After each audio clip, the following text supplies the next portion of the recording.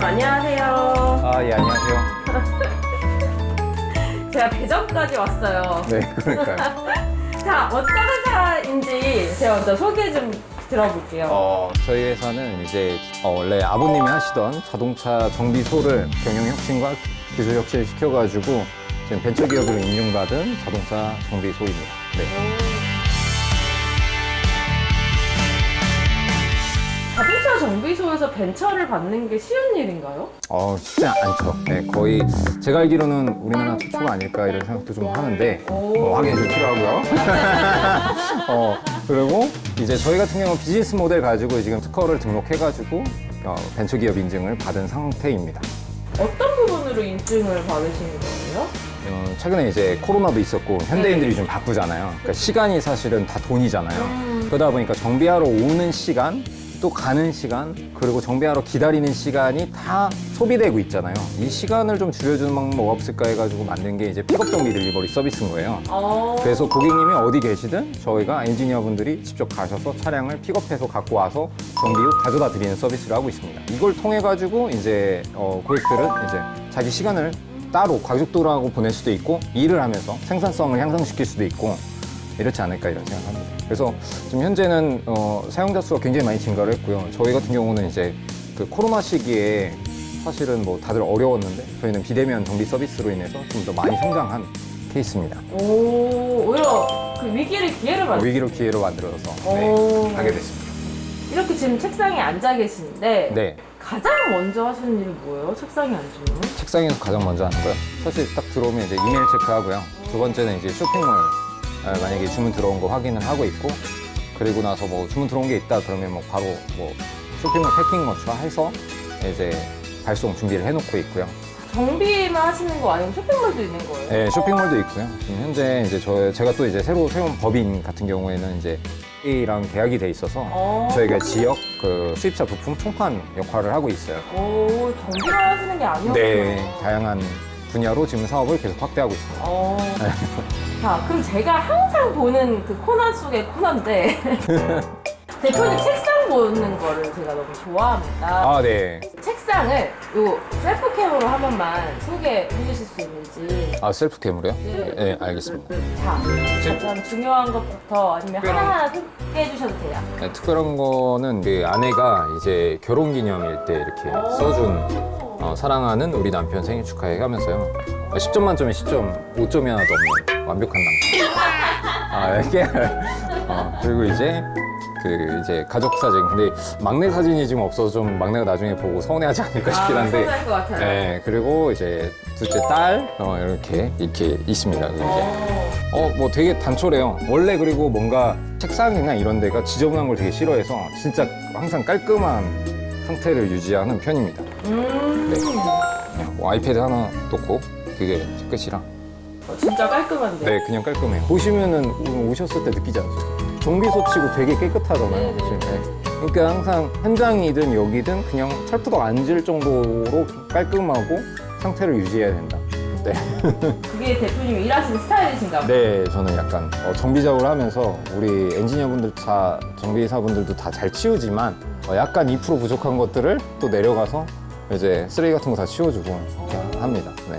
저는 이게 개인적으로는요, 이렇게 지시하는 스타일의 그런 리더십은 아니고 서번트 리더십이라 해서 이제 뒤에서 뭐 청소해주고 뭐 이런 거 하다가 그리고 또 중요하게 이제 또 못 해결하는 문제들이 있으면 그걸 이제 내려가서 이제 정비복 입고 다시 해결해주고 또 올라오고 이런 형태의 리더십을 발휘하고 있습니다. 대표님 이런 사람이다. 내가 생각한 대표님은 이런 사람인 것 같다. 네네. 직원들을 잘 챙겨주시고 정말 좋으신 분이라고 생각하고 있습니다.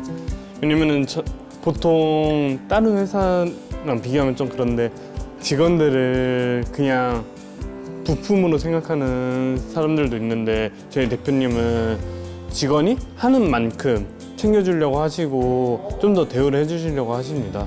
엄청난 칭찬인데요? 제가 엄청 좋은 거 아니에요? 좋으신 분이니까요. 대표님은 항상 열정적이어가지고 뭔가를 하고 계시거든요. 그래서 막 정신없이 막 여기 갔다 저기 갔다 이렇게 막 왔다 갔다 하세요. 그래서 일도 엄청 많이 하시고 하는데 그 와중에 백치미가 좀 있으신. 백치미? 네, 그래서 좀 약간 허당기가 좀 있으시거든요. 그래서 가끔씩 뭘 까먹으시거나 약간 이런 게 있어가지고 네, 재밌으신 분입니다. 되게 멀티 같지만 그 안에 살짝 숨겨진 백치미가 있다. 네, 맞아요.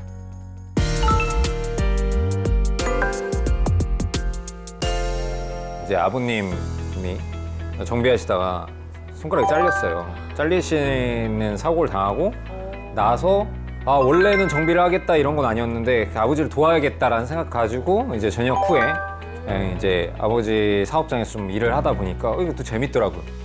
그래서 업으로 삼아야겠다라는 생각을 조금씩 하게 되고 그러다가 창업까지 이루어지게 됐습니다.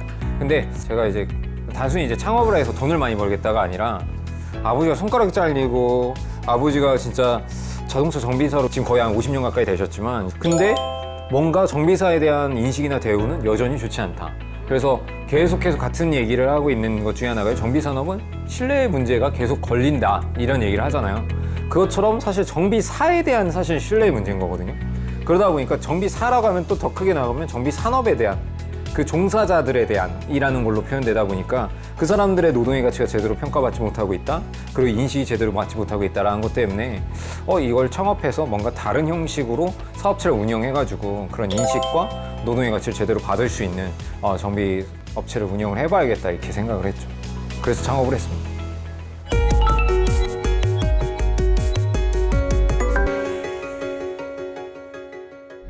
자, 대표님, 지금 가시는 건 어떤 미팅이에요? 지금은 그 카이스트에 있는 교수님을 만나러 가고 있습니다. 카이스트와 정비랑 어떤 연관관계가 있죠? 잘 모르겠어요.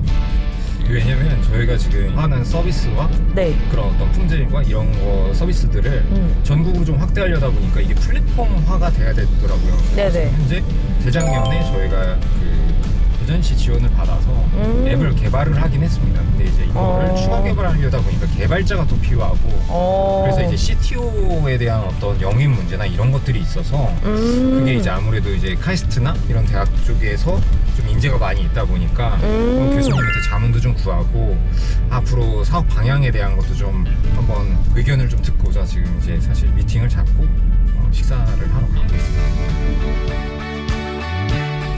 대표님은 운전하신 지는 얼마나 되셨어요? 운전하죠? 네. 운전한 지 20살부터 했습니다. 근데 이색적인 게 고등학교 졸업식 날 제 차를 가져왔어요. 우와! 네, 아버님이 이제 정비를 하다 보니까 폐차난 차 하나를 사주셔가지고 오! 그걸 좀 가져갈 수 있게 됐어요. 우와, 그럼 친구들이 되게 부러워했겠다. 되게 부러워요, 진짜. 남자들은 약간 그런 로망 같은 거 있지 않아요? 있죠. 그러면은 진짜 지금 운전하신 지 꽤 되셨겠다. 운전한 지 꽤 됐고요.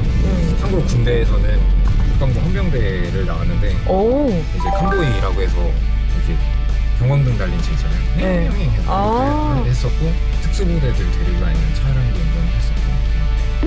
그럼 진짜 차랑 인연이 깊긴 하시네요.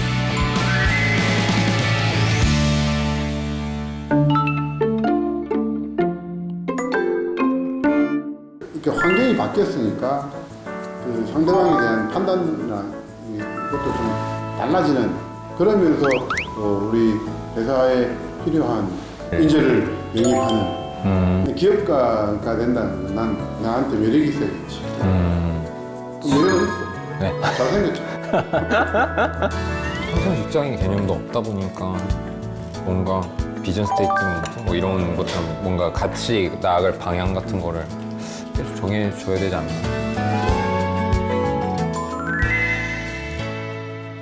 대표님, 제가 오늘 쭉 지켜보니까 굉장히 많은 얘기가 오간 것 같아요. 네. 그렇죠? 네. 잘 되신 건가요, 오늘 미팅은?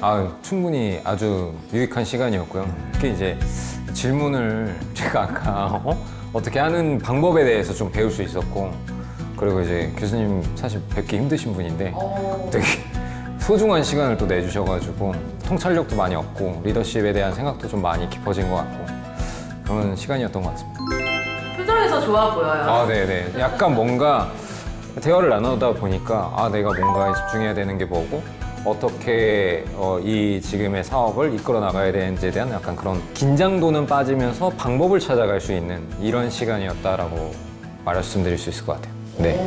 어떤 이면을 또 어떻게 이렇게 조언해 주시게 됐는지. 사실은 우리 김선호 대표를 만난 거는 아주 오래지는 않아요. 한 5, 6년쯤 됐을라나. 그 시절에 이제 우리 둘이 다 아는 지인이 있어서 그분이 대전에 좋은 청년 기업가가 하나 있으니 한번 같이 만나자 해서 청년 기업가를 도와주는 일을 기본으로 업으로 했던 사람이기 때문에 네, 그래서 그러냐 한번 만나보자 해서 그때 아마 호감을 좀 많이 느낀 것 같아요. 사람이 일단 좀 선하다. 그리고 눈동자를 보니 닮고 닮지 않았다. 이런 그리고 SNS에 올린 글도 보게 됐고 친절을 굉장히 중요하는 직원들에게 매출 물량을 이렇게 책정하거나 막 인센티브를 억지로 뭔가 이렇게 성과와 연동시키는 그런 게 일반적인 경영의 어떤 방법들인데 고객의 마인드를 사는 고객의 친절을 하면 할수록 성과를 더 주겠다고 하니 그건 한 쿠션 먹인 거거든요. 직접적으로 몇쪽 연결 안 될 수 있음에도 불구하고 그게 본질이라는 것을 받아들이고 과감하게 그런 인센티브 정책을 작은 회사에서 한다. 그건 참 놀라운 경영 철학이다. 저는 그렇게 생각을 해요. 작지만 커질 수 있다. 충분히 발전 가능성이 네, 그렇게 있다. 그래서 본인도 아마 변화를 모색하는 와중에 여기저기 지혜를 구하러 다닌 것 같아요. 제가 줄 수 있는 게 뭐라도 줘야지. 그게 본인이 결정을 하겠지만 저는 그런 마음에서 오늘 좀 많은 얘기